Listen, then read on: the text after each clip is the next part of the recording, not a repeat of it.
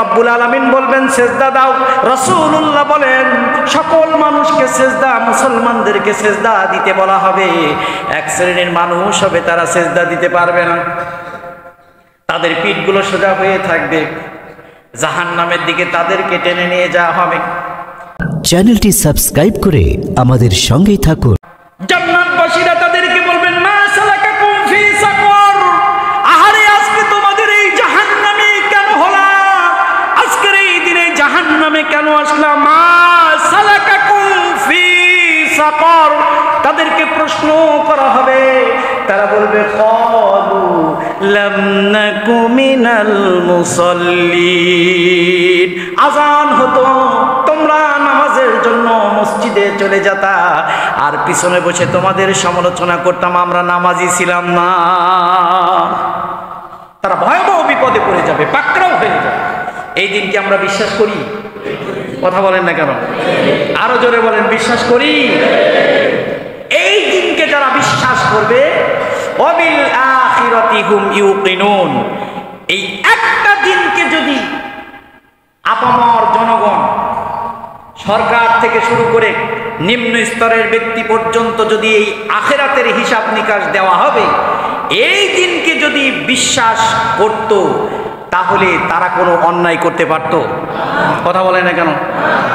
ব্যবসায়ী ওজনে কম দিত না, সুদখোর সুদ খেত না, ঘুষখোর ঘুষ খেত না, পার্লামেন্টে কোরআন বিরোধী কোনো কথা বলার সাহস থাকতো না, করতো না, হাদিস বিরোধী কোনো কথা বলার সাহস থাকতো না, আউল বাউলকে দিয়ে পার্লামেন্টের লোক সমাগম করার কোনো সুযোগ ছিল না, সেখানে ছিল ন্যায় আর ইনসাফ, সেখানে থাকতো কি ওমরের মতো শাসন, আবু বকরের মতো শাসন থাকতো কি না?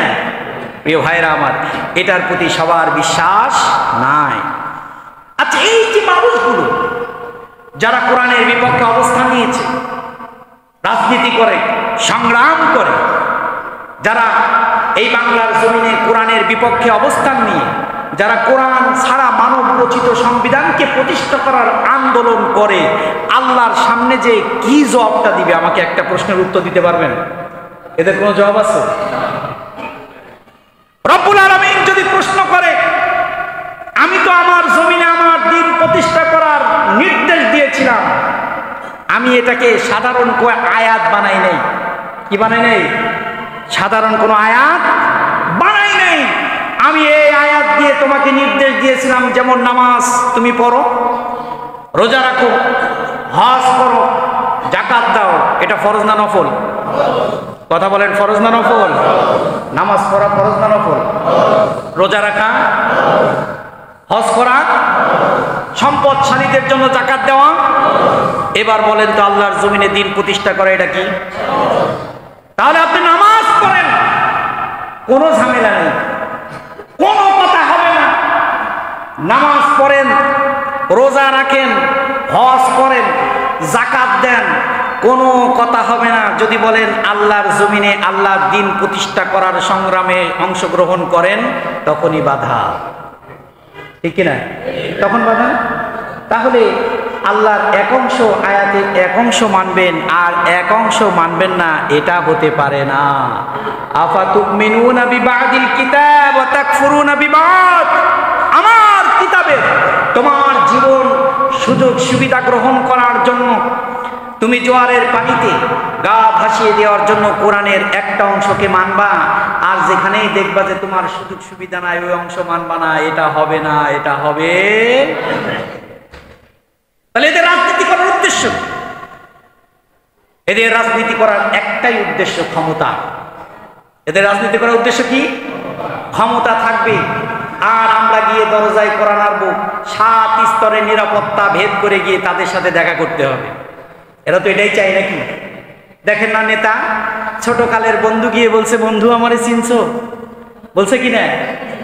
আহারে তুমি কেমনে নেতা, কেমন নেতা তুমি?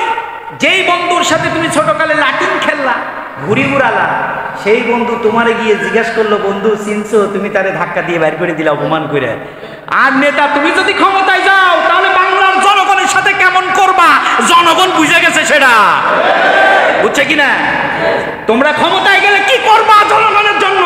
জনগণের ভাগ্য পরিবর্তন করার আগে তোমরা তোমাদের ভাগ্য পরিবর্তন করবা। কোরআনের আন্দোলনের একজন কর্মী বলেছেন, গত পরশু দিনকে আমি দেখলাম, তিনি বলেছেন, আমার দরকার কি এটা?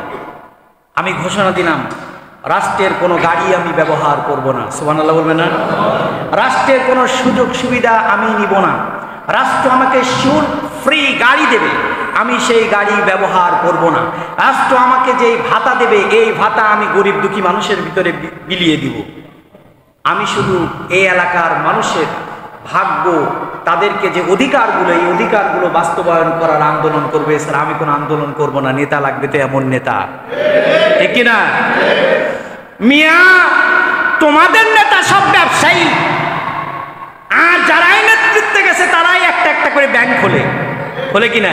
আর আমার আপনার মতো বোকা জনগণ 10,000 20,000 টাকা, 1,50,000 টাকা ব্যাংকে জমা দেই, আর এই ডাকাতগুলা ব্যাংকের টাকা আমানতগুলা খেয়ানত করে নিজের ব্যবসা রাখের গুছায় বলছে না?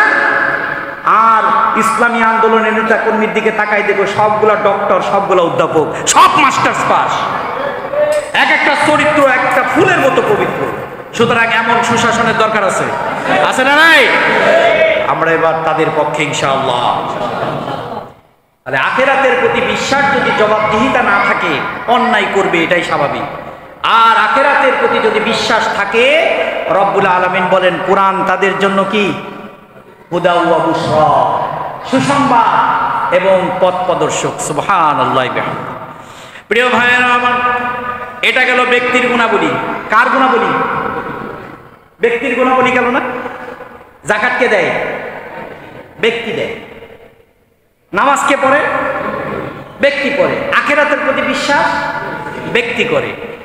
ব্যক্তি করলো, এবার যেই ব্যক্তিকে রাষ্ট্রে পাঠানো হবে, সেই ব্যক্তি রাষ্ট্রে গিয়ে রাষ্ট্রেরও দায়িত্ব আছে। রাষ্ট্রের দায়িত্ব আছে না নাই? কথা বলেন, রাষ্ট্রের দায়িত্ব আছে না নাই? কয়টা দায়িত্ব মনে আছে? গত জুমায় বলেছিলাম, মনে আছে? 4টা দায়িত্ব। কয়টা দায়িত্ব?